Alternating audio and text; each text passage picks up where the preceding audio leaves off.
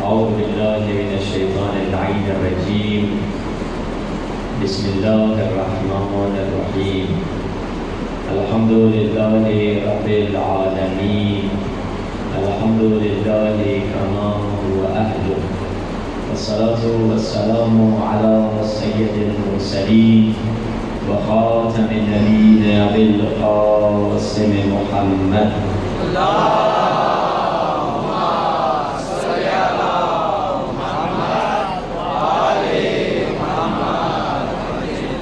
وآله الطيبين الطاهرين المعصومين واللعنة دائمة على أعدائهم أجمعين. مل کر دعائے سلامتی امام زمانہ تلاوت کرتے ہیں. اللہم کل ولیک الحجۃ ابن الحسن صلواتک علیہ وعلی آبائہ فی هذه الساعة وفی کل ساعة وليا وحافظا وقاعدا وناصرا ودليلا وعينا حتى تسكنه أرضك طوعا وتمتعه فيها طويلا برحمتك يا أرحم الراحمين. صلوات.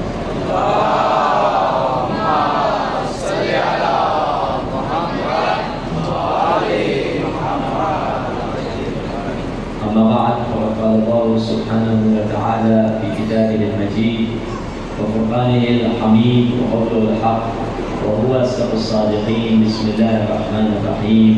بقية الله خير لكم إن كنتم مؤمنين. صلوات. اللهم صل على محمد وآل محمد. خداوند متعال نے انسان کی ہدایت کے لیے قرآن مجید کو بھیجا اور اس کے ساتھ 3 اور کتابوں کو بھیجا. توریت کو بھیجا، انجیل کو بھیجا، زبور کو بھیجا. یہ 4 کتابیں انسان کی ہدایت، بشریت کی ہدایت کے لیے بھیجی گئیں تاکہ انسان گمراہی کے اندھیرے سے نکلے اور ہدایت کی روشنی کو دیکھ سکے. جو یہ 4 کتابیں اللہ نے بھیجی ہیں، صرف یہ 4 کتابیں نہیں ہیں بلکہ ان 4 کتابوں کے علاوہ اللہ نے 114 صحیفے بھیجے ہیں جس کا ذکر قرآن مجید میں ہے. صحف ابراہیم و موسیٰ، ہم نے ابراہیم اور موسیٰ دونوں کو صحیفے بھیجے ہیں. صحیفے کتاب نہیں ہے، ایک مختصر سی اللہ کی انسٹرکشن، اللہ کے حکم تھے جو مختلف نبیوں کو دیے جن کی تعداد 114 ہیں. اب اگر ان 114 صحیفوں کو خلاصہ کیا جائے، قرآن اور 3 کتابوں میں وہ خلاصہ بنتا ہے. یعنی جو کچھ 114 کتابوں میں، صحیفوں میں ہے، وہ 4 کتابوں میں موجود ہے. اور اگر ان 4 کتابوں کا خلاصہ کیا جائے تو 4 کتابوں کا علم ایک کتاب قرآن مجید میں موجود ہے. یعنی جو کچھ 4 کتابوں میں موجود ہے وہ ایک کتاب قرآن میں موجود ہے. اور جو کچھ قرآن میں موجود ہے وہ قلب قرآن سورہ یاسین میں موجود ہے. اور جو کچھ سورہ یاسین میں موجود ہے وہ سورہ الحمد میں موجود ہے. اور جو کچھ سورہ الحمد میں موجود ہے وہ بسم اللہ الرحمن الرحیم میں موجود ہے. اور جو کچھ بسم اللہ الرحمن الرحیم میں موجود ہے وہ بسم اللہ کے بے کے نقطے میں موجود ہے. اور مولا علی علیہ السلام فرماتے ہیں انا نقطۃ بائے بسم اللہ الرحمن الرحیم، میں ہی تو بسم اللہ کے بے کا نقطہ ہوں.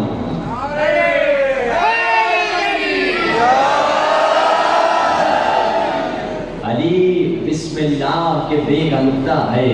خدا نے کتاب بھی بھیجی، کتاب کے ساتھ ان اولیاء کو بھی بھیجا جو ہدایت کے لیے آ رہے ہیں. انبیاء 1,24,000 انبیاء بھیجے. قرآن میں آواز آئی خدا ذوالقرنین سے کہہ رہا ہے، حضرت ذوالقرنین سے خدا کہہ رہا ہے اے ذوالقرنین ہم نے تمہیں اختیار دے دیا ہے، ہم نے تمہیں اتھارٹی دے دی ہے، ہم نے تمہیں پاور دے دیا ہے، اما ان تعذب ذوالقرنین تمہاری مرضی، کیونکہ ہم نے تمہیں اپنا نمائندہ بنا کر بھیجا ہے، اب تمہاری مرضی کہ تم لوگوں پر عذاب بھیج یا لوگوں پر نعمتیں نازل کر، یعنی تمہاری مرضی تم عذاب کے لیے دعا کر لے یا رحمت الہی کے نزول کے لیے دعا کر لے۔ کیوں؟ کیونکہ خدا جانتا ہے ذوالقرنین ہمارا نمائندہ ہے اور ذوالقرنین وہی کرے گا جو ہم چاہتے ہیں، ذوالقرنین ہماری مرضی کے علاوہ کچھ نہیں کرے گا۔ یہ اختیار کہاں ملا ذوالقرنین کو؟ یہ تو دنیا میں ملا ہے، مگر ایک ہستی ہے جسے قیامت کے دن خدا کہہ دے گا یا علی انت قسیم النار والجنہ، یا علی تو جنت اور جہنم کا تقسیم کرنے والا ہے، جسے چاہے جنت میں لے جائے، جسے چاہے جہنم میں ڈال دے۔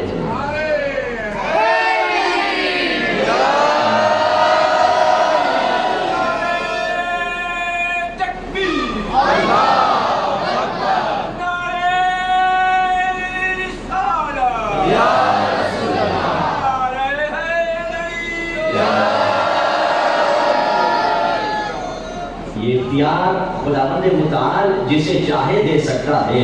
ان ہستیوں کو اللہ نے اتھارٹی دی ہے، اختیار دی ہے۔ لوگ ان ہستیوں کو جب کمال مطلق انہوں نے دیکھا ان ہستیوں پہ تو کوئی دھبا لگ نہیں سکتا، تو انہوں نے کیا کیا؟ ان ہستیوں کے والدین پر تہمت لگا دی۔ ان میں سے جیسے ایک تہمت جو لگائی جاتی ہے مولا علی کی دشمنی میں، مولا علی کے باپ پہ تہمت لگا دی کہ نعوذ باللہ یہ مسلمان نہیں ہیں۔ اب دیکھیے قرآن مجید اٹھا لیجئے، قرآن مجید میں کئی جوابات ملتے ہیں۔ ایک واقعہ دیکھ لیجئے، کون سا واقعہ؟ حضرت بی بی مریم کا واقعہ۔ اور جب حضرت بی بی مریم اپنا بچہ لے کر آئیں، قرآن میں پوری آیتیں ہیں کہ جب حضرت مریم بچہ پیدا ہو گیا، حضرت عیسیٰ پیدا ہو گئے، آ گئی شہر میں۔ جب شہر میں پہنچی، شہر والوں نے کہا مریم یہ بچہ تمہارا کہاں سے آیا؟ تمہاری ماں تو کوئی خراب عورت نہیں تھی، نہیں تمہارا باپ کوئی خراب انسان تھا، تو نے یہ بچہ کہاں سے لے کر آ گئی ہو؟ مریم خاموش ہیں، نہ بات کرنے کا روزہ رکھا ہے۔ خداوند متعال قرآن میں فرما رہا ہے مریم نے کیا کیا؟ فَأَشَارَتْ إِلَيْهِ، مریم نے اشارہ کیا حضرت عیسیٰ کی طرف کہ تم اس بچے سے پوچھ لو۔ تو یہودی کہنے لگے دیکھو مریم کیسی بات کرتی ہو، کیف نکلم من کان فی المہد صبیا، ہم اس سے کیسے گفتگو کریں جو ابھی گہوارے میں ہے۔ بس انہوں نے یہ کہا، ایک مرتبہ حضرت عیسیٰ لب گشا ہوئے، حضرت عیسیٰ کی آواز آئی انی عبد اللہ آتانی الکتاب، میں اللہ کا بندہ ہوں، اللہ نے مجھے کتاب دے کر بھیجی اور جب تک زندہ رہوں گا اپنی ماں کی خدمت کرتا رہوں گا۔ عجیب بات ہے، فوراً جب یہودیوں نے یہ سنا واپس چلے گئے۔ ہمارا سوال یہ ہے یہودیوں سے، اے یہودیوں، حضرت عیسیٰ نے یہ تو نہیں کہا میری ماں پاک دامن ہے، حضرت عیسیٰ نے یہ تو نہیں کہا میں معجزے سے پیدا ہوا ہوں، مگر تم واپس چپ ہو کر کیوں چلے گئے؟ تمہارا تو سوال یہ تھا کہ مریم نے گناہ کیا ہے، مگر کوئی یہودی نے اعتراض نہیں کیا، سب چلے گئے۔ وہ جواب میں یہ کہیں گے ہم نے آسمانی کتابوں میں پڑھا ہے اللہ جسے عہدہ دیتا ہے اس کے ماں باپ معصوم ہوتے ہیں۔ لوگ ہم سے پوچھتے ہیں کہ ہم ابو طالب کے ایمان کو ثابت کریں، قرآن یہ بتلا رہا ہے ابو طالب مومن نہیں بلکہ مقام عصمت پہ پہنچے ہوئے ہیں۔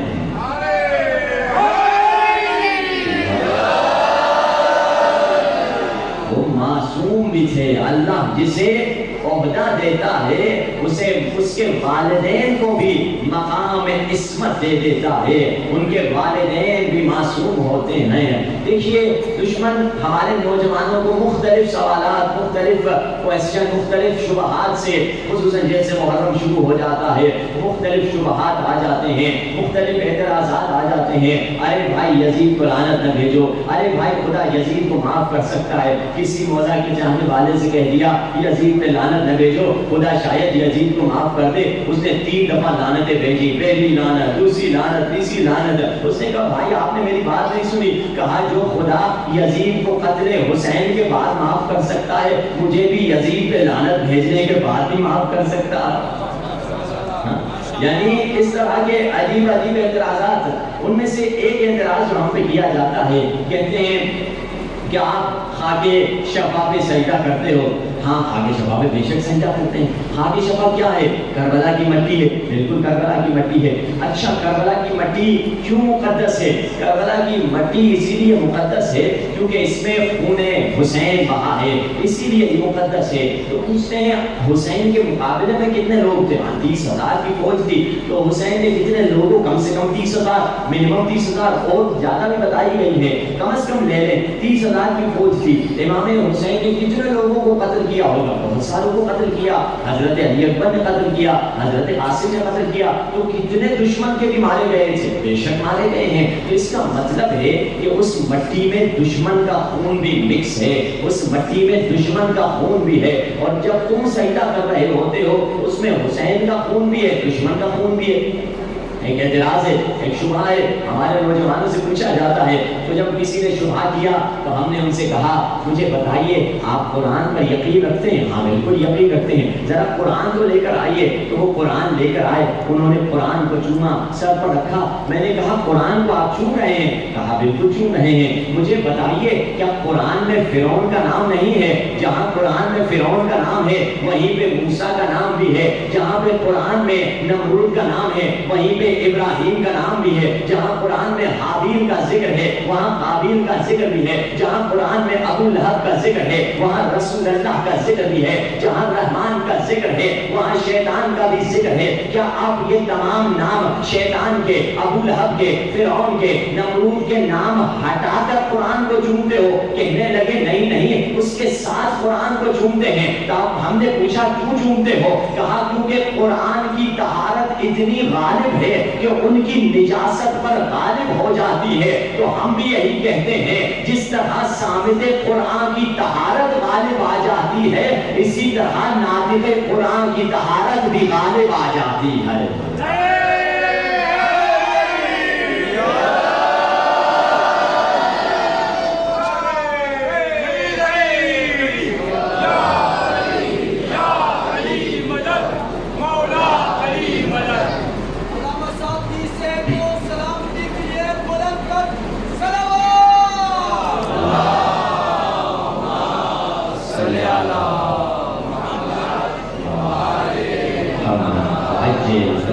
یہ وہ ہستیاں ہیں جنہیں اللہ سبحانہ و تعالی نے مقام دیا ہے۔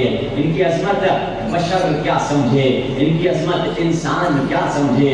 خود رسول اللہ نے فرما دیا تھا یا علی میرے اور خدا کے علاوہ کسی نے کما حقہ تیری معرفت حاصل ہی نہیں کی ہے۔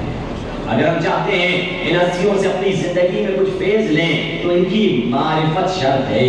جن نے ان کی معرفت حاصل کر دی وہ کبھی سلمان بن کے نظر آیا، کبھی وہ ابو ذر بن کے نظر آیا، کبھی وہ مقداد بن کے نظر آیا، جنہوں نے ان کی معرفت حاصل کر دی۔ ہم چاہتے ہیں معرفت حاصل کریں، کیسے اور مقصد کیا ہے معرفت کا؟ جس آئے کریمہ کو سرنامہ کلام قرار دیا، اس آئے کریمہ میں خداوند متعال ہمیں بتلا رہا ہے اے لوگو تمہیں اگر خیر اور اچھائی کی تلاش ہے، تمہیں خیر تمہارے امام زمانہ کے ہاتھوں سے ملے گا۔ اگر ہمیں خیر چاہیے مولا کے ہاتھ سے ملے گا۔ اب مگر ہم کو ظہور تک پہنچنا ہے، ظہور تک پہنچنے کے لیے ہم کو جو رستہ طے کرنا ہے وہ کربلا سے جانا ہے، یعنی عاشور سے ظہور تک کا ہم سفر طے کرنا ہے۔ عاشور سے ہم نے شروع کیا ہے اور ظہور ہمارا فیوچر ہے، عاشورہ ہمارا پاس ہے اور ظہور ہمارا فیوچر ہے۔ اب ظہور تک کیسے پہنچیں گے؟ پہلے عاشورہ کو سمجھنا ہوگا، پہلے امام حسین کو سمجھنا ہوگا۔ امام حسین کربلا میں کیا فرما رہے ہیں؟ مولا کہہ رہے ہیں من حاول امرا بمعصیت اللہ، حسین ابن علی فرما رہے ہیں اے مسلمان سن، حسین تمہیں بتلا رہے ہیں، اے الاجل کہنے والے، اے منتظر، اے عاشق، اے ماتمی، اے گریہ کرنے والے، حسین فرما رہے ہیں من حاول امرا بمعصیت اللہ، جو بھی گناہ کے ذریعے سے اپنی زندگی میں کچھ حاصل کرنا چاہتا ہے، اگر ایک انسان گناہ یا دھوکے کے ذریعے سے کسی سے شادی کرنا چاہتا ہے، گناہ کے ذریعے سے پیسے کمانا چاہتا ہے، گناہ کے ذریعے سے مقام کمانا چاہتا ہے، گناہ کے ذریعے سے شہرت کمانا چاہتا ہے، گناہ کے ذریعے سے کوئی وزارت کمانا چاہتا ہے، حسین ابن علی ان سے بتلا رہے ہیں من حاول امرا بمعصیت اللہ، جو بھی خدا کی مخالفت سے دنیا کا کوئی مقام بھی حاصل کرنا چاہتا ہے، گناہ کی گلی سے کہیں پہنچنا چاہتا ہے، حسین بتلا رہے ہیں وہ نا امید ہو کے رہے گا، اسے وہ شے نہیں ملے گی، وہ ناکام ہو کے رہے گا، وہ نامراد ہو کے رہے گا۔ بتائیے کیا ہولی کہیں پہنچا؟ بتائیے کیا عمر سعد کہیں پہنچا؟ بتائیے کیا ابن ملجم کہیں پہنچا؟ حسین ابن علی نے کربلا کے میدان میں عمر سعد سے کہہ دیا تھا اے عمر سعد تو میرے قتل میں حکومت رے کی خاطر شرکت کر رہا ہے، تجھے رے کی حکومت کا گندم بھی نہیں ملے گا، اسے وہ نہ ملا۔ مولا کو جس نے شہادت کی ابن ملجم اس نے کیوں شہید کیا؟ خود داما سے شادی کرنے کے لیے، کوفے کی خوبصورت خاتون سے شادی کرنے کے لیے اس نے قتل علی ابن ابی طالب کیا، مگر کیا اس کو وہ شادی نصیب ہوئی؟ نہیں ملی۔ اسی لیے مولا بتلا رہے ہیں کہ یاد رکھو گناہ کے وسیلے سے کچھ بھی کماؤ گے وہ نہیں ملے گا، برکت نہیں ہوگی۔ شاید پیسے کا ڈھیر لگا دو، پیسے کا پہاڑ لگا دو، مگر اس پیسے میں برکت نہیں ہوگی، وہ پیسہ ایک ایسی جگہ خرچ ہوگا جہاں تمہارا نقصان ہوگا۔ اسی لیے تو مولا فرماتے ہیں الکیس کیس الآخرہ، مولا ہوشیار بتا رہے ہیں کون ہے؟ ہم سمجھتے ہیں اسمارٹ وہ ہے، ہوشیار وہ ہے، چالاک وہ ہے جس نے 20 گھر بنا دیے، 40 بنگلے بنا دیے ہیں، 20 گاڑیاں گھر پہ کھڑی ہوئی ہیں، اس سے ہم ہوشیار کہتے ہیں، مگر معصوم کہہ رہے ہیں الکیس کیس الآخرہ، ہوشیار وہ ہے جو آخرت کے معاملے میں ہوشیار ہو۔ ہوشیاری یہ ہے کہ میں قیامت کے معاملے میں ہوشیاری دکھاؤں، میں قبر کے معاملے میں ہوشیاری دکھاؤں، میں آخرت کے معاملے میں ہوشیاری دکھاؤں۔ ابن ملجم یا عمر سعد جو خود کو ہوشیار سمجھ رہے تھے، ابن ملجم کی صفت کیا تھی؟ جو صفت خبیثہ کہتے ہیں شیطان ایک صفت خبیثہ کی وجہ سے گمراہ ہو گیا، تکبر، غرور۔ بلام باورا ایک صفت کی وجہ سے گمراہ ہو گیا، موسیٰ کے مقابل میں آ گیا پیسے کی محبت۔ ہر انسان شمر ایک صفت کی وجہ سے گمراہ ہوا، اور بھی بری صفات ہوں گی، مشہور صفت دولت کی محبت۔ عمر سعد ایک صفت کی وجہ سے گمراہ ہوا، حکومت کی محبت۔ اور ابن ملجم ایک صفت کی وجہ سے گمراہ ہوا، وہ حسن پرستی تھی۔ ابن ملجم حسن پرست تھا۔ کبھی کبھار جوان کہتے ہیں کہ ہمیں شادی کرنی ہے، بے شک، اور والدین سے ہمیشہ ہم کہتے ہیں بوقت بچوں کو شادی کرائیے، دیر شادی میں نہ کیجیے، کیونکہ رسول اللہ نے خود فرما دیا جب بھی شادی لڑکی یا لڑکی کی دیر ہوگی اس سوسائٹی میں فساد آ جائے گا، بے حیائی آ جائے گی۔ تو اب نوجوان شادی کرتے ہیں اور یہ کہتا ہے مجھے میری شرط یہ ہے کہ خوبصورت خاتون سے مجھے لڑکی سے شادی کرنی ہے۔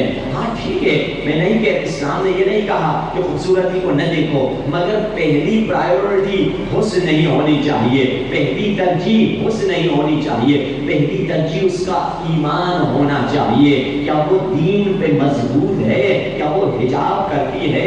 کیا وہ اپنے نامحرم کزنز کے سامنے بے حجاب آ جاتی ہے یا نہیں؟ نامحرم کزن ہے، چچا کا بیٹا ہے، پھوپھی کا بیٹا ہے، خالہ کا بیٹا ہے، اس کے سامنے صحیح دوپٹہ نہیں رکھتی، کیا اس انداز کا اس کا حجاب ہے؟ پوچھتے ہیں، کہتے ہیں مولانا انشاءاللہ شادی کے بعد ٹھیک ہو جائے گا۔ ہاں شاید ٹھیک ہو جائے گا، مگر تمہاری سلیکشن میں تمہارے لیے جو معیار ہونا چاہیے وہ حسن نہیں ہونا چاہیے، ایمان۔ ہاں ایمان کے بعد بے شک کہے کہ مجھے خوبصورت ہو، جو شرط رکھنی ہے شرط رکھ لے، اللہ نے اختیار انسان کو دیا ہوا ہے، مگر اگر پہلی شرط یہی رکھ دی کہ مجھے حسین لڑکی سے شادی کرنی ہے، یہ صفت علی کے دشمنوں کی صفت ہے، یہ ابن ملجم کی صفت ہے کہ وہ حسن پرست تھا۔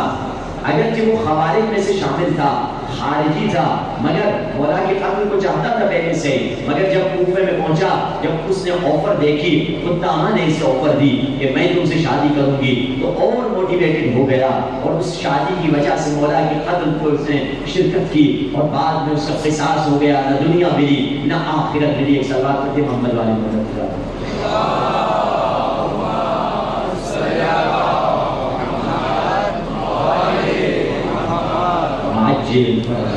مولا بتا رہے ہیں گناہ کے وسیلے سے کوئی کہیں نہیں پہنچ سکتا۔ اسی لیے تو امام موسیٰ کاظم ہمیں دعا سکھاتے ہیں، مولا کہتے ہیں ہمیشہ سے یہ دعا مانگو۔ کون سی دعا؟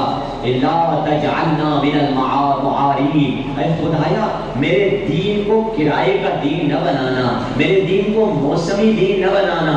بعض لوگوں کے دین موسمی ہوتے ہیں، ایام رضا محرم سفر آ گئے تو بڑے دیندار ہو جاتے ہیں، گانے نہیں سنتے، اچھے کام کرتے ہیں، مگر جیسے محرم سفر ختم ہوا پھر سے وہی کام، وہی مووی، وہی گانے شروع ہو جاتے ہیں۔ پھر رمضان آ گیا، نعتیں سنتے ہیں، مسجد میں آتے ہیں، بڑی دعائیں کرتے ہیں، اور پھر جب کسی شادی میں جاتے ہیں، ناچ کی شادی ہو، گانے کی شادی ہو، شراب کی محفل ہو، ادھر بھی بعد میں رمضان کے بعد چلے جاتے ہیں۔ خاتون ہے، ہاں مسجد میں آتی ہے بڑی حجاب اچھی طرح، مگر جب شادیوں میں جاتی ہے میک اپ کر کے نامحرم کے سامنے آ جاتی ہے۔ یہ کیسا دین ہے کہ اللہ کو بھی خوش کرنے کی کوشش کرتے ہیں، شیطان کو بھی خوش کرنے کی کوشش کرتے ہیں، دونوں کبھی خوش نہیں ہو سکتے۔ یہ وہی کرائے کا دین ہے، یہ وہی موسمی دین ہے۔ قرآن میں خدا کہہ رہا ہے وَمِنَ النَّاسِ مَن يَعْبُدُ اللَّهَ عَلَى حَرْفٍ، کچھ ایسے لوگ ہیں اللہ کی عبادت کرتے ہیں مگر صرف زبان سے کیا کرتے ہیں، عمل میں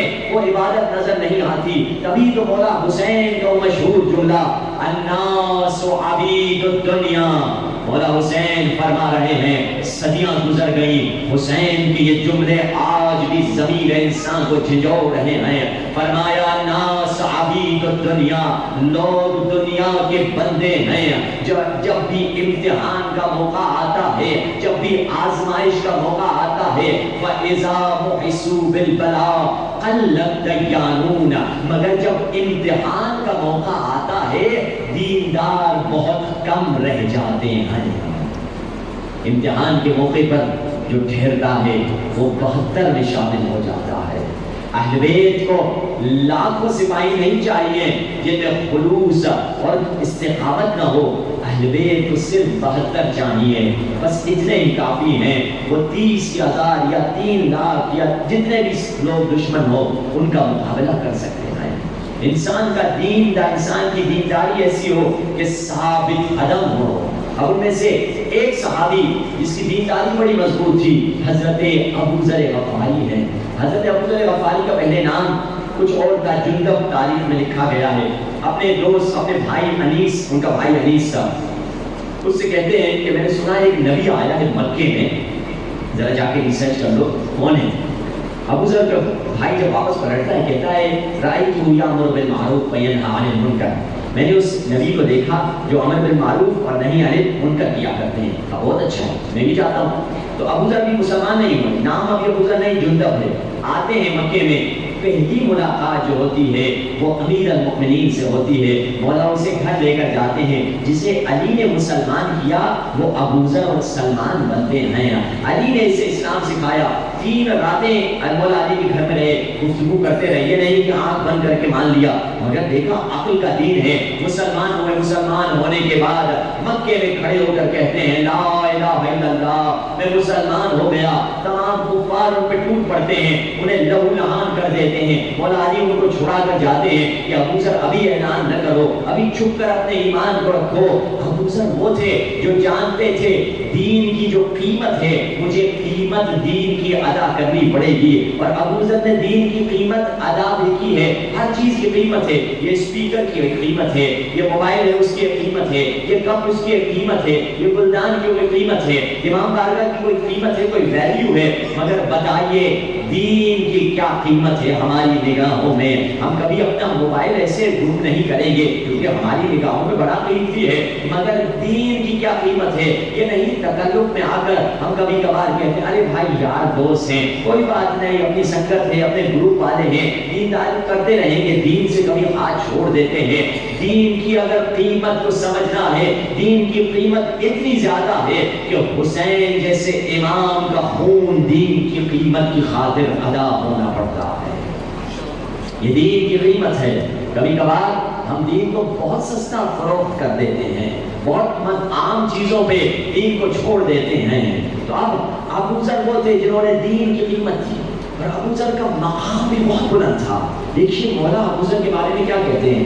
نہج بلاغہ میں مولا کا خطبہ ہے. مولا کہتے ہیں جب ابو ذر نے حکومت کے خلاف آواز بلند کی, حکومتی سب ابو ذر پر ٹوٹ پڑے, کہا ابو ذر اب تم مدینے میں نہیں رہ سکتا, اب تمہیں جلا وطن کرتے ہیں. اور مولا نہج البلاغہ میں فرماتے ہیں جب ابو ذر غفاری کو جلا وطن کر رہے تھے, حکومت نے اعلان کیا تھا کوئی بھی ابو ذر کو خدا حافظ کرنے کے لیے دروازے تک نہیں جائے گا, مگر میں گیا. میرا بھائی عقیل, میرے بیٹے حسن اور حسین, میرے چند صحابی ابو ذر کو ایسکورٹ کرتے ہوئے, ابو ذر کو ساتھ دیتے ہوئے جا رہے ہیں, اور ابو ذر کا ساتھ دیا. دروازے تک جب ابو ذر پہنچے ہیں, اس موقع پر مولا علی علیہ السلام ابو ذر سے فرماتے ہیں اے ابو ذر لو ان السماوات والارض كانتا على عبد رتقا, اے ابو ذر اگر زمین اور آسمان کے رستے کسی عبد, کسی بندے کے لیے بند کر دیے جائیں, ثم اتقا, اور وہ انسان, وہ اللہ کا بندہ توکل رکھے اور اللہ کا تقوی اختیار کرے, یجعل له مخرجا ويرزقه من حيث لا يحتسب, خدا اس بندے کو کہیں نہ کہیں سے نکلنے کا راستہ دکھا دے گا اور اسے وہاں سے رزق دے گا جہاں سے وہ گمان بھی نہیں رکھ سکتا تھا. اور اس وقت مولا نے فرمایا ابو ذر یہ جو تمہیں نکال رہے ہیں حکومت والے, خافوا علی دنیاہم, انہیں اپنی دنیا کی خوف ہے, تمہیں آخرت کی خوف ہے. اب یہاں تک تو ٹھیک ہے, مگر اگلا جملہ سنیے. مولا کہتے ہیں اپنے بھائی کو عقیل آؤ بھائی ابو ذر سے خدا حافظ کرو, حسن چچا ابو ذر سے خدا حافظ کرو, حسین چچا ابو ذر سے خدا حافظ کرو. عجیب ہے ابو ذر کا یہ مقام ہو گیا کہ عقیل اور علی دونوں, امام علی بھی اور حضرت عقیل بھی اسے بھائی کہتے ہیں, حسن اور حسین چچا کہتے ہیں. ابو ذر کا یہ مقام ہے کہ ابو ذر کے بارے میں رسول اللہ فرماتے ہیں آسمان نے کسی پر سایہ نہیں کیا جو ابو ذر سے زیادہ سچا ہو. ابو ذر کا یہ مقام ہے کہ مولا جو جملہ سلمان کے بارے میں کہتے ہیں وہ ابو ذر کے بارے میں بھی ہے. کون سا؟ ابو ذر منا اہل بیت ہے, ابو ذر ہم اہل بیت میں سے ہیں. ابو ذر کا اتنا عظیم رتبہ کیسے ملا, ابو ذر کو یہ مقام کیسے ملا؟ ابو ذر کی صفت کیا تھی؟ ایک ابو ذر کی صفت یہ تھی کہ ابو ذر کبھی یہ نہیں دیکھتے تھے کہ میجورٹی کیا کر رہی ہے, اکثریت کیا کر رہی ہے, لوگ کیا کر رہے ہیں. ابو ذر یہ دیکھتے تھے حق کا راستہ کون سا ہے, چاہے اکیلے ہی کیوں نہ ہو, حق کے راستے پہ وہ گامزن ہو جایا کرتے تھے. اسی لیے ابو ذر کی زندگی بہت ٹف گزری, بہت مشکلات ابو ذر نے سامنا کی. ہم آج کل کے دور میں اکثریت کی پیروی کر لیتے ہیں, یہ نہیں دیکھتے ہم ٹھیک ہے آخری زمانے میں اگر کسی کو بھی بچنا ہے, بچنے کا یہی راستہ ہے اکثریت کی پیروی نہ کرنا.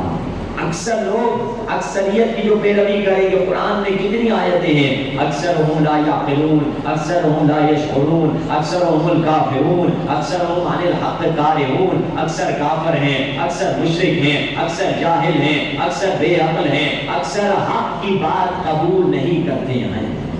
ابو ذر نے اپنی پوری زندگی داؤ پہ لگا دی مگر اکثریت کی بات کبھی نہیں سنی. اب ہم دیکھ لیں جس دنیا میں ہم رہتے ہیں, اسکول میں کون سا نظام تعلیم ہمارے بچوں کو ملتا ہے؟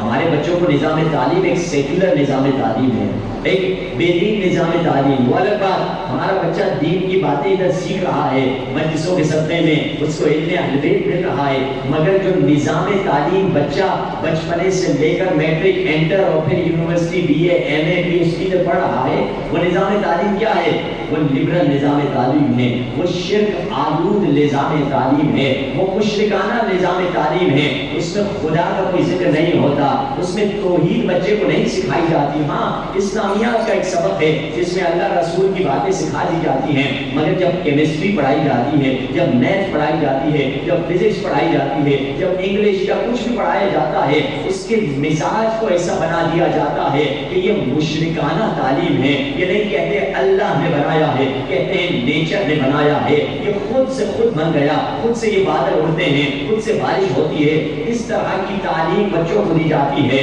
تو ہم کیا کریں؟ آیت اللہ جواد عملی جو عالم اسلام کے مفکر ہیں، مرجع ہیں، جن کو امام خمینی نے رشیا بھیجا تھا، سوویت یونین میں گوربچوف کو خط لکھ کر بھیجا تھا، وہ مفکر کہتے ہیں تمام نظام تعلیم دنیا کے وہ شرک آلود ہیں، مشرکانہ نظام تعلیم ہیں، مگر ہم اکثریت کو پیروی کر رہے ہیں۔ کیا مطلب؟ کیا بچوں کی تعلیم نہ کروائیں؟ تعلیم کروائیں، مگر کوشش کریں ہمارے جوان، ہمارے لوگ ایجوکیشن کی فیلڈ میں آگے بڑھیں، اور ایجوکیشن کی فیلڈ میں ایک ایسے کورس بنائیں، ایک ایسے سلیبس بنائیں، ایک ایسا نظام تعلیم بنائیں جس نظام تعلیم کا مرکز توحید ہو۔ بچہ بچپنے سے لے کر اپنی پوری زندگی توحید کا سبق سیکھے گا تو اہل بیت کا چاہنے والا رہے گا۔ اور آج کل کی دنیا میں دیکھتے ہیں یہ جو اسکول میں بچے پڑھتے ہیں وہ کیا ہے؟ نالج ہے یا انفارمیشن ہے؟ معلومات ہے یا علم ہے؟ معلومات اور علم میں بڑا فرق ہے، نالج اور انفارمیشن میں بڑا فرق ہے۔ معلومات H2O 2+2 ہے، یہ معلومات ہیں، 2+2 4، جو بھی یہ ساری معلومات ہیں ان کے انفارمیشن کہا جاتا ہے۔ مگر علم کیا ہے؟ علم وہ ہے جو انسان کو اللہ کے قریب کر دے۔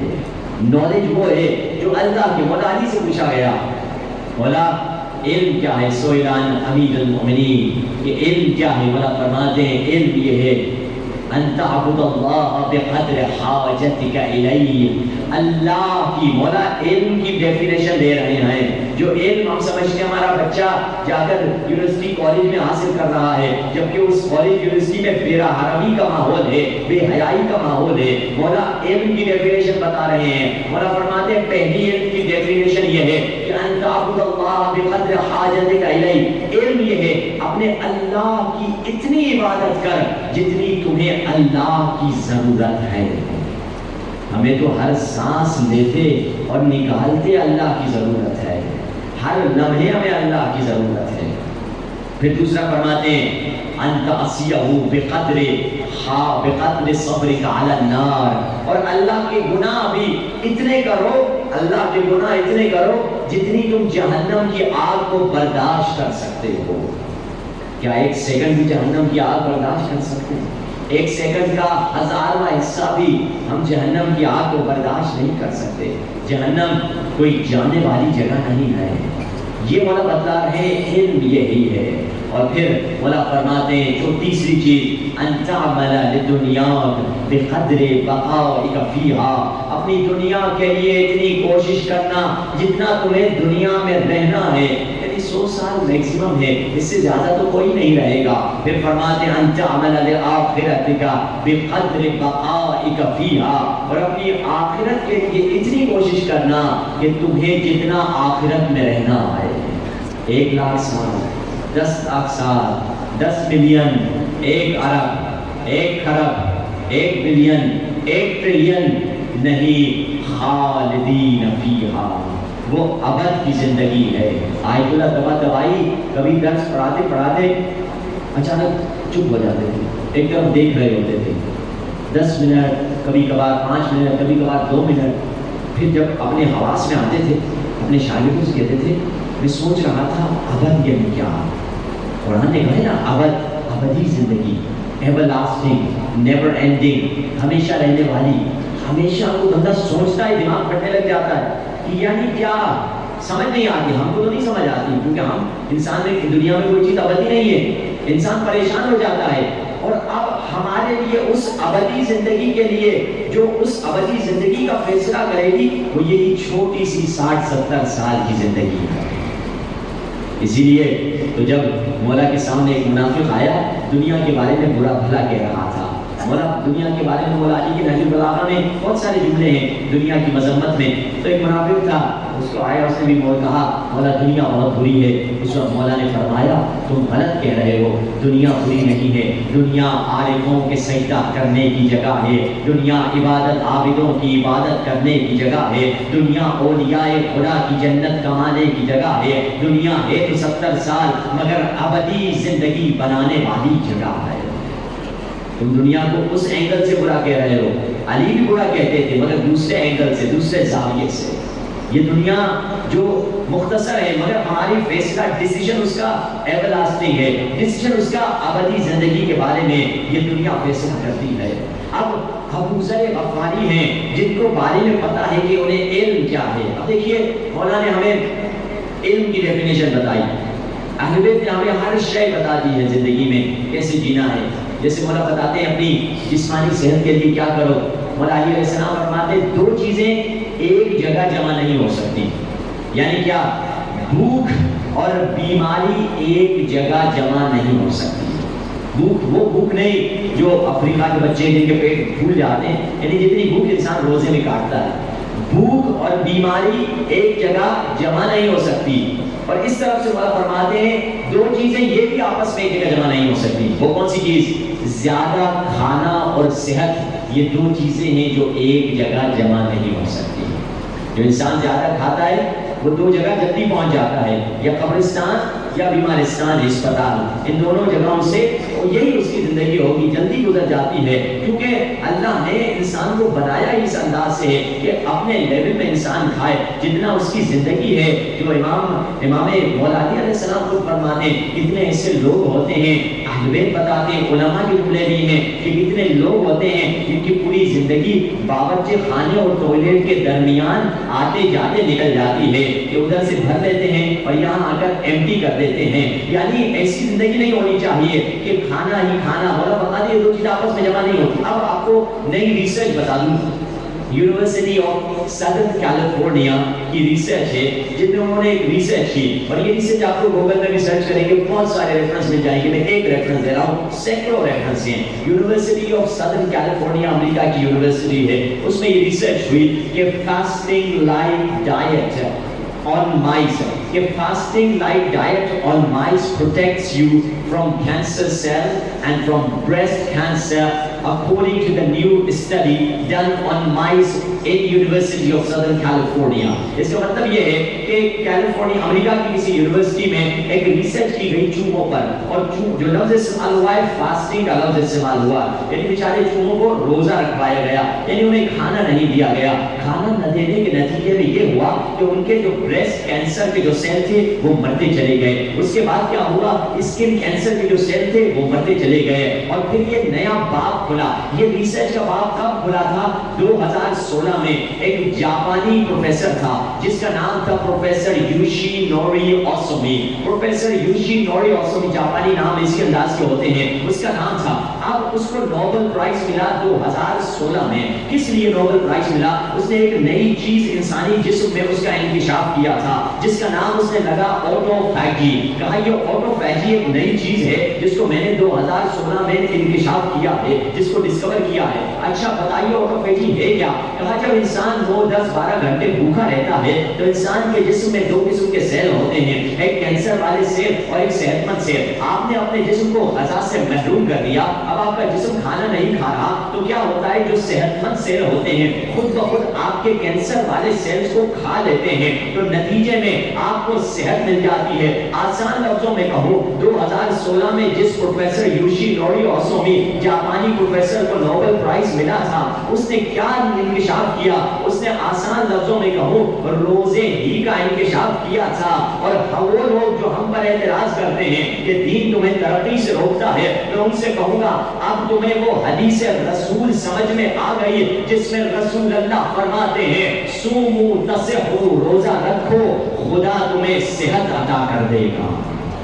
روزہ رکھو خدا تمہیں صحت مند کر دے گا. اور مستحب بھی ہے کہ ہفتے میں 1-2 انسان روزے رمضان سے ہٹ کر رکھنے کی کوشش کرے. اپنے گھر میں مسافر نہیں ہے تو یہ روزے رکھے, انسان اس کو اللہ سبحانہ و تعالیٰ روزے کے نتیجے میں صحت عطا کر دے گا. اب آئیے بڑھتے اس ٹاپک کی طرف, یعنی علم اہل نے ہمیں ہر علم عطا کیا ہے۔ آئیے دیکھیں ابو ذر غفاری کی دوسری صفت کیا تھی۔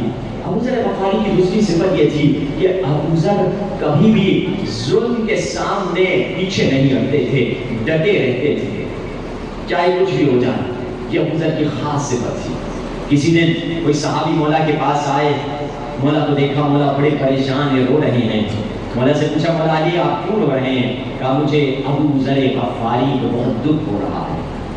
مولا کیا ہوا ابو ذر کو؟ کہا کل رات حکومت کی طرف سے 2 سپاہی ابو ذر کے گھر کے دروازے پر آئے، انہوں نے دروازہ کھٹکھٹایا، ابو ذر نے اندر بلائے، وہ سپاہیوں نے کہا ہم حکومت کی طرف سے آئے ہیں۔ اچھا کیا کام ہے؟ کہا 2 سونے کی تھیلیاں، 2 سونے کے سکوں کی تھیلیاں، اشرفیوں کی تھیلیاں سامنے رکھ دی ابو ذر کے۔ ابو ذر سے کہا ابو ذر یہ 2 سونے کی تھیلیاں لے لو اور علی کی محبت کو چھوڑ دو۔ ابو ذر نے فوراً کہا کہ تو نے میری بھی بے عزتی کی ہے، میرے آقا کی بھی بے عزتی کی ہے، میری بے عزتی اسی لیے کی ہے تو سمجھتا ہے میں دولت کی خاطر اپنے آقا کو چھوڑ دوں گا، علی کی محبت کو چھوڑ دوں گا، اور دوسری تو نے علی کی بے عزتی اس لیے کی ہے، علی کی بے حرمتی کی ہے۔ 2 سونے کی تھیلیاں لے کر آ گئے ہو، اگر زمین اور آسمان کے خزانے کو بھی میرے پاؤں پہ نچھاور کر دو میں علی کی محبت کو نہیں چھوڑنے والا۔ ابو ذر نے دونوں سپاہیوں کو دھکیل کر گھر سے نکالا، پیسے ان کے منہ پہ مارے، زور سے دروازہ بند کیا اور دروازے پر ٹیک لگا کے کھڑے تھے۔ مولا فرماتے ہیں اس موقع پر جب ابو ذر نے سپاہیوں کو نکالا تھا 3 دن سے ابو ذر کی بیٹی اور ابو ذر کی بیوی اور خود ابو ذر بھوکے تھے، گھر میں کھانے کو روٹی تک نہیں تھی، مگر علی کی محبت کو نہیں چھوڑا۔ قیمت بڑھا چڑھا کر لگائی گئی مگر ہم نے علی کے عشق کا سودا نہیں کیا۔ یہ ابو ذر تھے کہ علی کے عشق کا سودا نہیں کیا۔ ابو ذر ثابت قدم انسان تھے، اور یہ ثابت قدمی اپنی زندگی میں ہم کہاں سے لے کر آئیں، کیسے لے کر آئیں، کس انداز سے لے کر آئیں؟ یہ ثابت قدمی اس وقت آئے گی جب ہم اپنے آپ کو گناہ سے روکنے کی طاقت رکھیں گے۔ 10 دن کی وفا نہیں، زندگی بھر وفادار چاہیے۔ اہل بیت کو پرمننٹ وفادار چاہیے۔ اگر ثابت قدمی ہمارے پاس نہیں ہے، جو شخص اپنے گناہ کے سامنے کھڑا نہیں ہو سکتا وہ کبھی ظالم کے سامنے کھڑا نہیں ہوگا۔ جو شخص اپنے گناہ کی لذت کی قربانی نہیں دے گا، گناہ کی لذت کو نہیں چھوڑے گا، گناہ کی لذت کی قربانی نہیں دے گا، وہ کبھی مولا کے سامنے اپنی جان کی قربانی نہیں دے گا۔ گناہ تو کچھ نہیں ہے، ایک معمولی سی لذت، حرام کی نگاہ کی لذت، دولت کمانے کی لذت، یا غصے پر قابو نہ ہونا، یا بے ادبی کرنا، یا زبان کو کنٹرول نہ کرنا۔ جو انسان یہ نہیں کر پا رہا مولا کے سامنے کیا جان قربان کرے گا، آقا کے سامنے کیا جان قربان کرے گا؟ ثابت قدمی اگر ہم میں آ جائے، یقین جانیے اہل بیت انہی لوگوں کے خریدار ہیں۔ اہل بیت نے ابو ذر کو وہ لیول دیا، وہ مقام دیا کہ عجیب دنیا حیران ہے، کیونکہ ابو ذر کی یہ کوالٹیز، یہ صفت تھی کہ ابو ذر ہمیشہ علی کی خاطر، ابو ذر نے پھر ابو ذر کو جب ایک جگہ سے ایگزائل کیا، ابو ذر کو جلا وطن کیا شام سے پھر جا کر ربضہ میں ابو ذر کو جلا وطن کر دیا، جس کو آج کل کے دور میں لبنان کہا جاتا ہے۔ اور جو یہ لبنان میں اہل بیت کے چاہنے والے رہتے ہیں، یہ ابو ذر کی کاوشوں کا نتیجہ ہے۔ ایک صلوات پڑھیں محمد والی محمد۔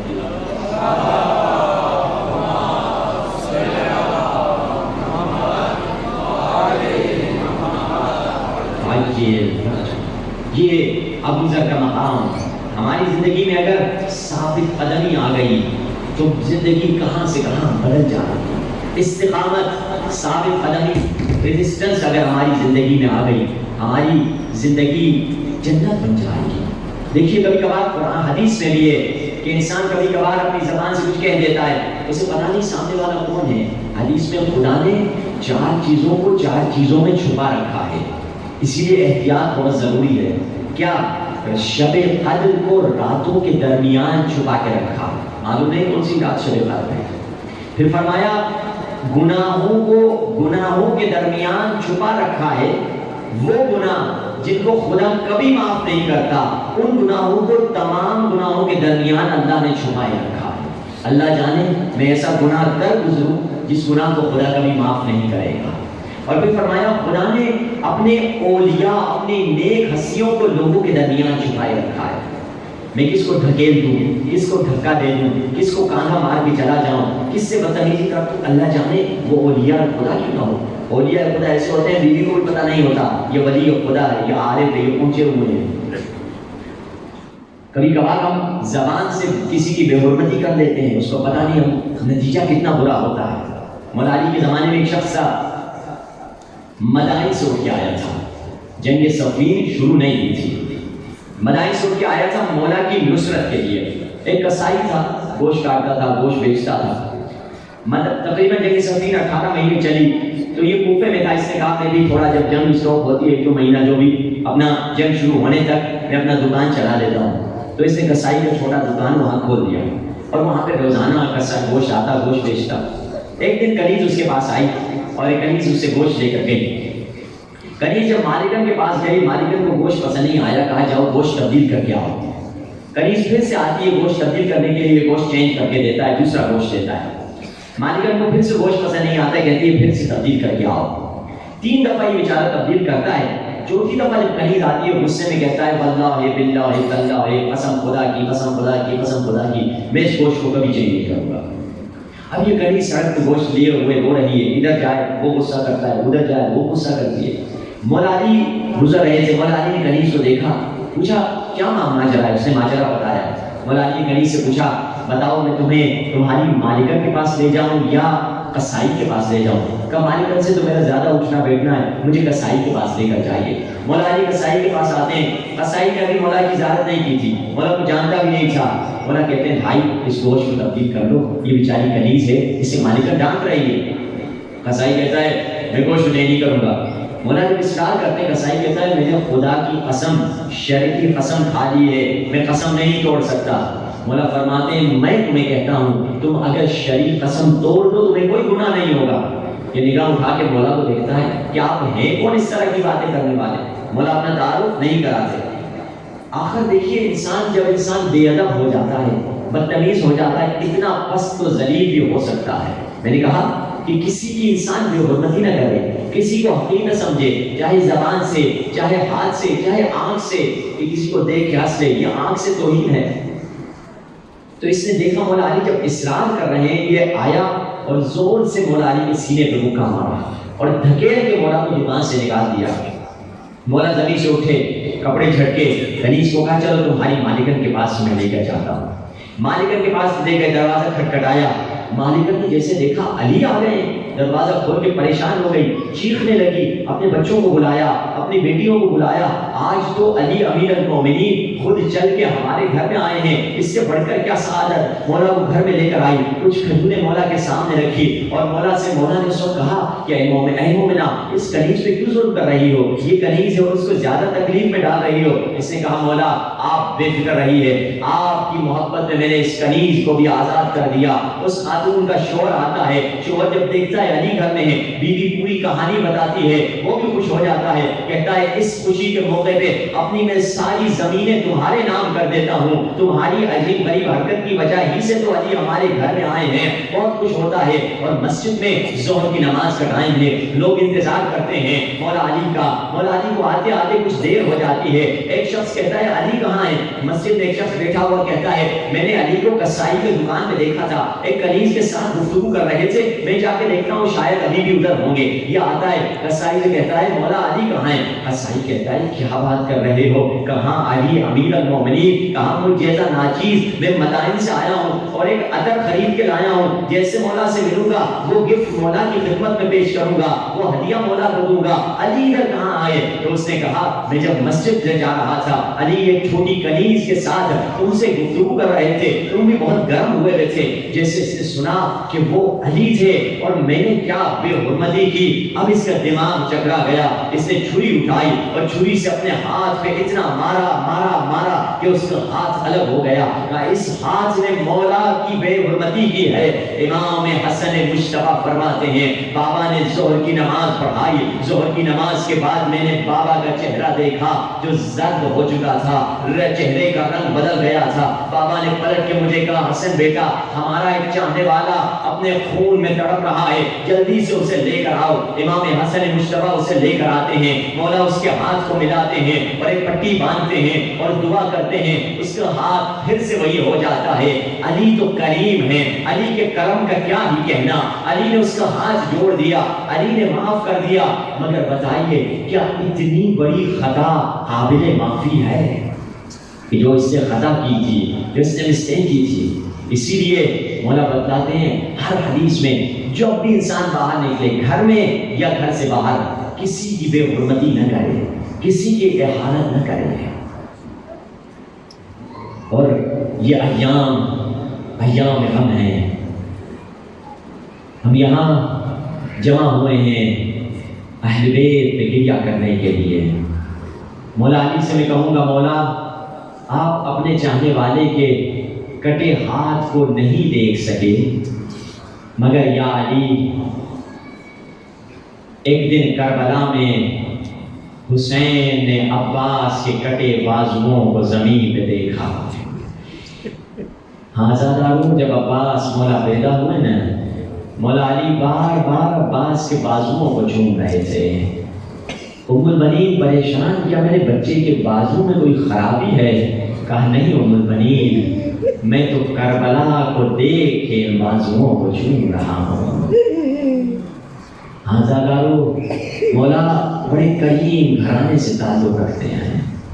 یہ وہ کریم گھرانہ ہے کہ جب ایک مومن کہتا ہے کہ میرا پڑوسی ناصبی تھا، مولا کا جاننے والا نہیں تھا، اس نے مجھے بہت ستایا، اس نے کہا میں نے اس ناصبی سے کہا کہ ابھی نجف جا رہا ہوں، نجف میں زری سے لپٹ کر تمہارے لیے بددعا کروں گا، مولا سے دعا مانگوں گا تمہاری جان علی لے لیں۔ کہا جاؤ، ناصبی تھا، مولا کی محبت نہیں تھی، مولا کا دشمن تھا، جو کرنا ہے کر لے۔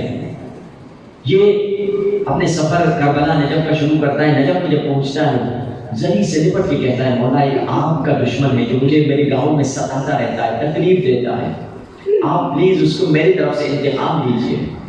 یہ کہہ کے نکلتا ہے، رستے میں سفر اونٹوں کا ہوتا تھا، ایک جگہ رکتا ہے آرام کرنے کے لیے، مسافر خانے میں سو جاتا ہے، خواب میں مولا علی کو دیکھتا ہے۔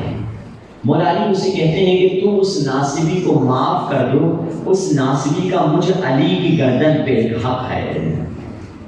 یہ کہتا ہے ٹھیک ہے۔ جب واپس آتا ہے اپنے گاؤں میں، ناصبی اس سے مذاق کر کے کہتا ہے کہاں ہے تیرے علی، کیا ہوا تمہارے علی نے کیا کیا؟ یہ شخص ناصبی سے کہتا ہے علی نے مجھے خواب میں آ کر کہا کہ تم ناصبی کو معاف کر دے، اس کا مجھ پر ایک حق ہے۔ ناصبی پریشان ہو گیا، آنکھیں کھل گئی، کیا کہہ رہے ہو، میرا علی پر حق ہے؟ کہا ہاں۔ علی نے بتایا تم ایک دن کربلا گئے تھے، تمہارا گزر فرات کے پانی کے قریب سے ہوا، تم نے پانی کو دیکھا، تم نے ایک جملہ بس کہا کہ اگر 6 مہینے کے بچے کو پانی دے دیتے وہ بچہ آخر کتنا پیتا، تم نے یہ جملہ کہا، ایک آنسو بہایا، بس یہی تمہارا احسان علی پر ہے۔ یہ روتا روتا گر پڑا، یا علی تیرے کرم پہ میں قربان۔ السلام علیک یا ابا عبداللہ، السلام علیک یا ابن رسول اللہ، السلام علیک یا ابن امیر المؤمنین وابن سید السلام علیک یا ابن فاطمہ سیدۃ نساء العالمین، مل کے حسین کو سلام کریں، السلام علی حسین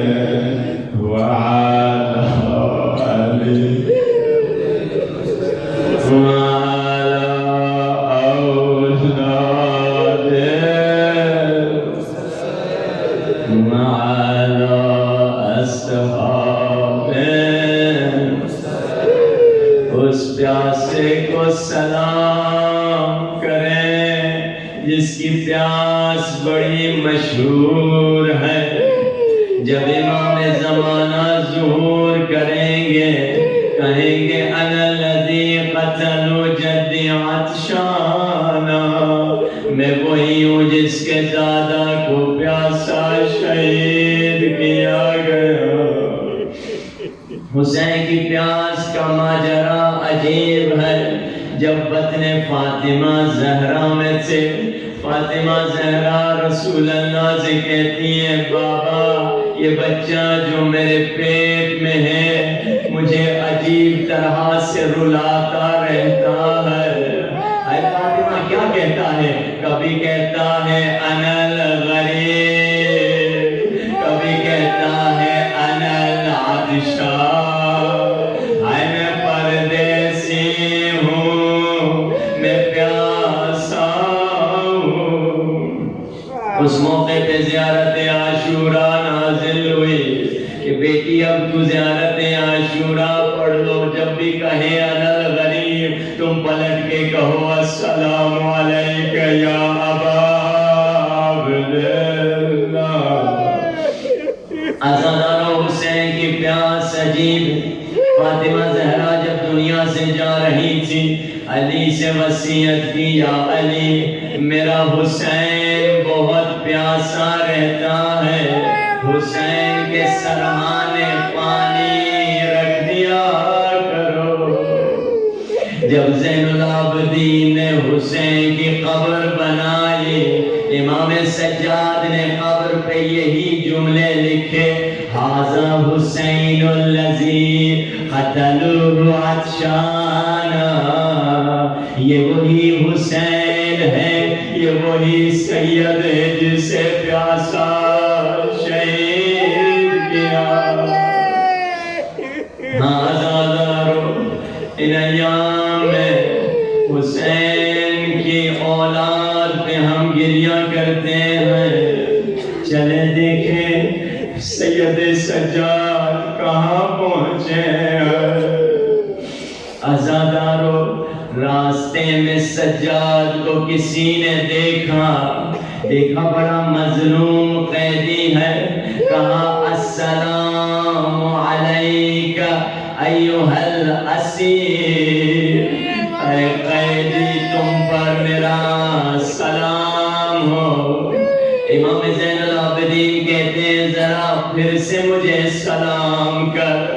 مولا کو کہتا ہے السلام علیک ایھا الغریب، اے غریب تم پر میرا سلام.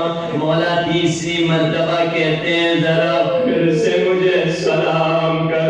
شخص کہتا ہے اے قیدی کیا تجھے کسی نے سلام نہیں کیا؟ مولا فرماتے ہیں ہم تو وہ ہیں جنہیں خدا درود و سلام بھیجتا ہے، مگر کربلا سے کوفہ، کوفے سے شام کسی نے مجھے لائق سلام نہیں سمجھا.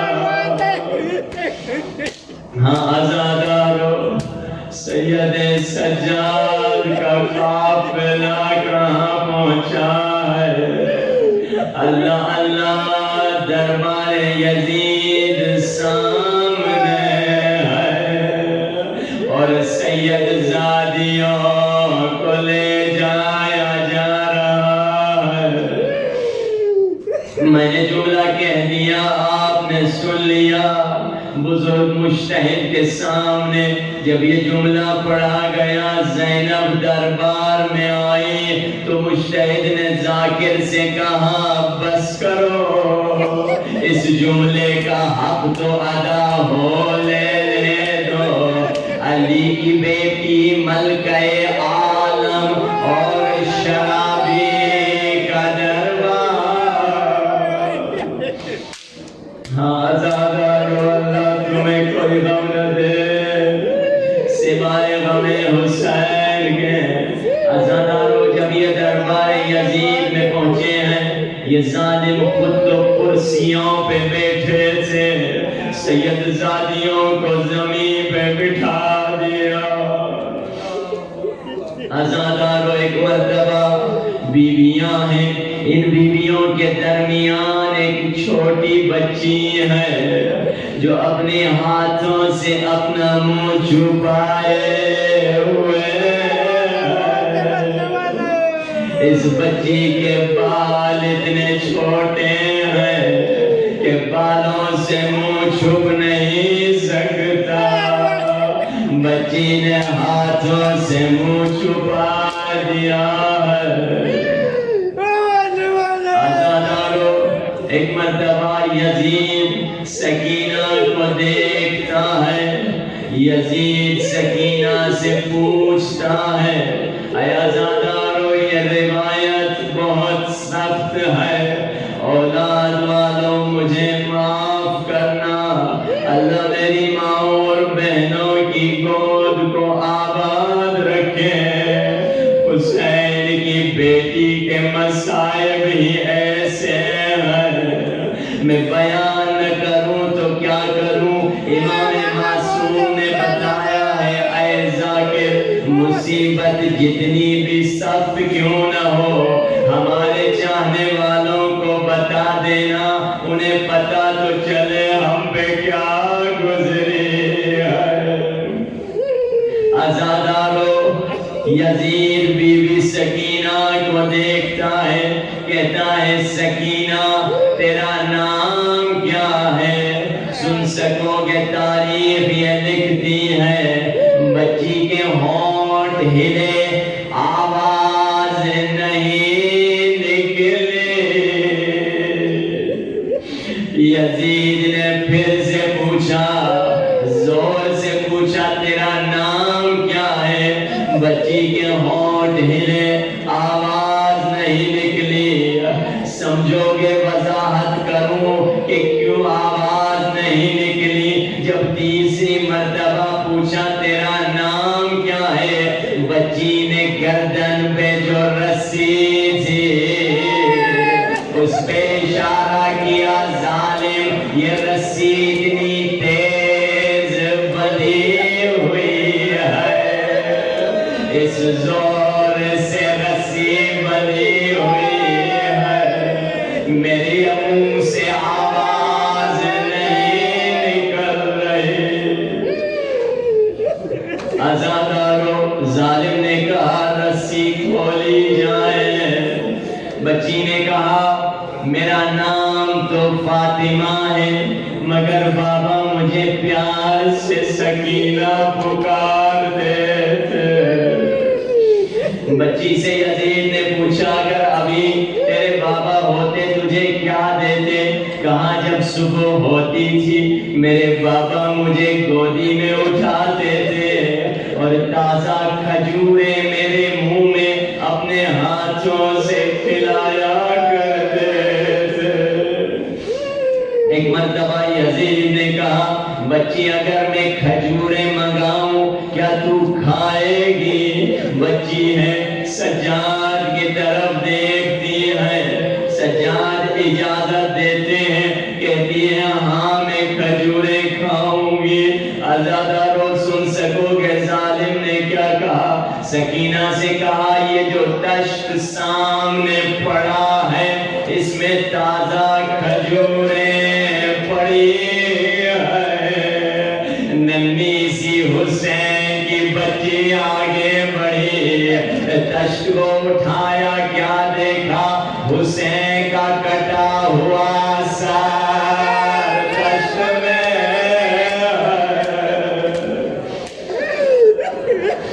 اللہ تمہیں کوئی غم نہ دے سوائے غم حسین کے۔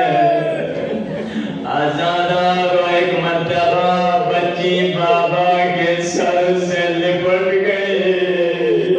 بابا، کس نے تیری گردن کی رگیں کاٹی؟ بابا، کس نے مجھے یتیم کر دیا ہے؟ آزادارو، شمر کہتا ہے بچی سے، اے بچی تم آل محمد والے ہو، تم محمد کرامت کے گھرانوں نے بڑا ڈھونگ رچایا ہے.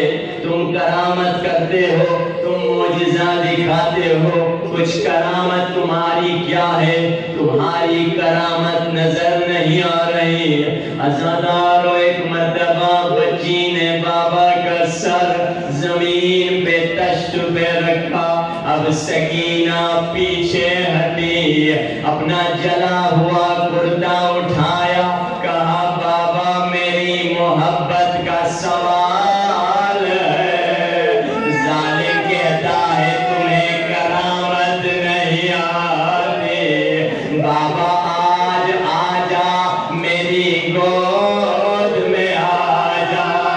تاریخ یہ لکھتی ہے حسین دشت سے اٹھے اور سکینہ کا طواف کرنے لگے. سکینہ کبھی دائیں دیکھتی, کبھی بائیں دیکھتی. سکینہ کہتی بابا میری گود میں کیوں نہیں آتے؟ میری گردن میں زخم ہے, میں دائیں بائیں مڑ نہیں سکتی.